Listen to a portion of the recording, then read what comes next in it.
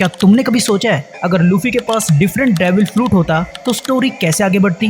चलो आज इस वीडियो में ये फाइंड आउट करते हैं। हम आज लूफी को डिफरेंट डेविल फ्रूट खिलाएंगे और स्टोरी को उसके हिसाब से आगे बढ़ाएंगे। तो स्टोरी की शुरुआत में लूफी व्हाइट बियर्ड का गुरा गुरा नोमी डेविल फ्रूट खा लेता है। शैंक्स को जैसे इस बारे में पता चलता है वो लूफी को सबसे दूर ले जाता है और उसे शैंक्स बताता है कि उसने एक डिस्ट्रक्टिव डेविल फ्रूट खा लिया है। ये सुनकर लूफी सिली सी हरकतें करने लगता है जैसे वो एज यूजुअल करता है। फिर वो अपने डेविल फ्रूट की पावर को चेक करता है और भाई गलती से पूरे आइलैंड को हिला के रख देता है। फिर जैसे ही विलेज वालों को लूफी की एबिलिटी के बारे में पता चलता है तो वो सभी उससे डरने लगते हैं और उसे कम्प्लीटली साइडलाइन कर देते हैं। उसके बाद लूफी के पास सिर्फ 3 लोग रह गए थे बात करने को, वो थे एस, साबो और डडान। आगे चलकर जब लूफी सेल के लिए चला जाता है तब विलेज वाले बहुत खुश होते हैं। आगे चलकर लूफी की स्टोरी ओरिजिनल टाइमलाइन जैसी होती है, जैसे वो बगी और बाकी सबको पीटता है, लेकिन स्टोरी वहाँ से थोड़ा चेंज होती है जब मीहोक जोरो को बीच में से काट के रख देता है। ये देखकर लूफी को लगता है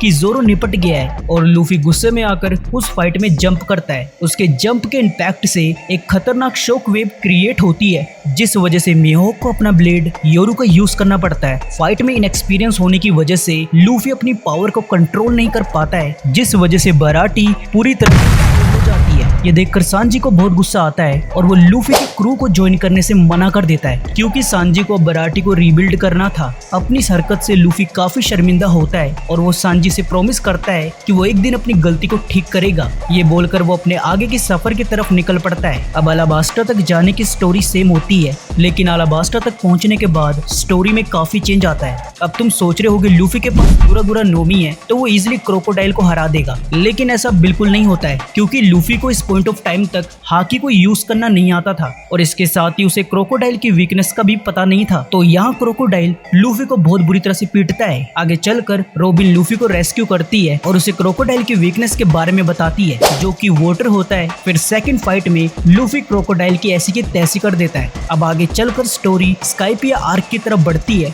जैसे कि हम जानते हैं लूफी एनल को सिर्फ अपने रबल एबिलिटी की वजह से हरा पाया था, लेकिन अब उसके पास वो डेविल फ्रूट नहीं था तो इसलिए अब लूफी की धज्जियां उड़ जाती हैं। और अब तुम सोच रहे होगे लूफी का गेम अब ओवर हो गया होगा, लेकिन ऐसा बिल्कुल नहीं होता है। इतना इंजर्ड होने के बाद भी लूफी एनल से फाइट कर रहा होता है और वो उसे ये तक बोलता है कि एनल को उसके क्रू और उससे पंगा लेने की कीमत चुकानी पड़ेगी। ये बोलकर वो एक मैसिव शॉक वेव क्रिएट करता है जिससे पूरा आइलैंड हिल जाता है और इसके साथ ही स्काइपिया में बहुत बड़ी सुनामी आ जाती है। वाटर में कवर होने की वजह से एनल ज्यादा कुछ नहीं कर पाता है और लूफी मौके का फायदा उठाकर एनल को एक ही पंच में नॉकआउट कर देता है। आफ्टर स्काइपिया आर्क के बाद लूफी की स्टोरी वाटर 7 आर्क की तरफ चेंज होती है जिधर उसकी फाइट लूची से होती है जिसने लूफी को स्ट्रॉन्ग बनने के लिए मजबूर किया था। लेकिन इस बार लूफी ओरिजिनल टाइमलाइन से भी ज्यादा बुरी तरह से मार खाता है। हाँ, भले ही इस बार लूफी के पास पावर थी लूची को हराने की, लेकिन वो गुरा गुरा नोमी को यूज नहीं करता है क्योंकि उसे डर था क्योंकि वो कहीं बराटे की तरह यहाँ भी डिस्ट्रक्शन ना मचा दे। इस बार लूफी बुरी तरह से पिटने के बाद जल्दी रिकवर करता है और एनिस लोबी पहुंच जाता है, लेकिन इस बार उनके साथ सांजी नहीं था। अब तुम सोच ही रहे होगे सांजी ना होने की वजह से लूफी और उसके क्रू को अपने ओपोनेंट को हराने में बहुत डिफिकल्टी होगी, लेकिन ऐसा नहीं होता है। वो अपने डेविल फ्रूट का यूज करके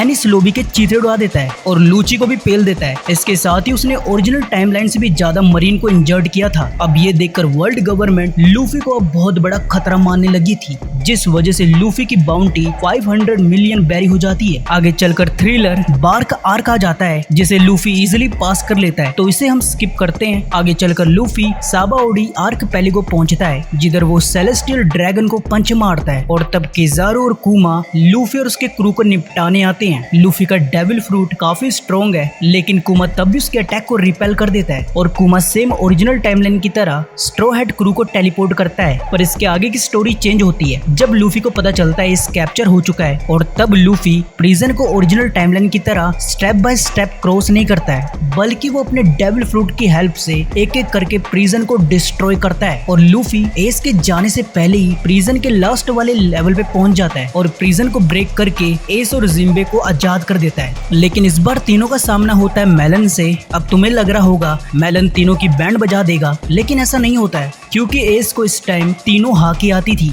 और ये ट्रायो मेलन की ऐसी की तैसी कर देता है। उसके बाद उनके लिए प्रिजन से भागना बहुत इजी था क्योंकि जिन्बे बहुत तेज स्विम कर सकता था और एस हवा में उड़ सकता था। और अब ये होने के बाद मरीन 4 वर्ड नहीं होती है, अभी भी व्हाइट बियर्ड क्रू एम्परर होता है। और सबसे जरूरी बात, एस पूरी स्टोरी में जिंदा रहता है, जिस वजह से लूफी का मेंटल ब्रेकडाउन नहीं होता है। तो वो जल्दी अपनी ट्रेनिंग को शुरू कर देता है और उसे टाइम से पहले खत्म कर देता है। उसके बाद स्ट्रॉ हैट क्रू जल्दी से एक दूसरे से मिल जाते हैं, जिस वजह से वो फिशमैन आइलैंड नहीं जाते हैं और उनकी जर्नी यहाँ से काफी स्मूथली जाती है, क्योंकि फिशमैन आइलैंड अभी भी व्हाइट बियर्ड की टेरिटरी था। तो जिनबे सीधा लूफी के क्रू को ज्वाइन कर लेता है और अब उनकी न्यू वर्ल्ड की जर्नी शुरू हो जाती है। लेकिन लूफी की ट्रेनिंग जल्दी खत्म होने की वजह से अब स्टोरी में काफी चेंज आ गया था, जैसे कि वो कभी किनेमोन और मोमोनोसुके से नहीं मिलता है और लूफी और लो की कभी अलायंस फॉर्म नहीं होती है। लेकिन लूफी अभी भी एम्परर को डिस्ट्रॉय करना चाहता था, तो वो सीधा वानो की तरफ बढ़ता है। पर लूफी के साथ लो,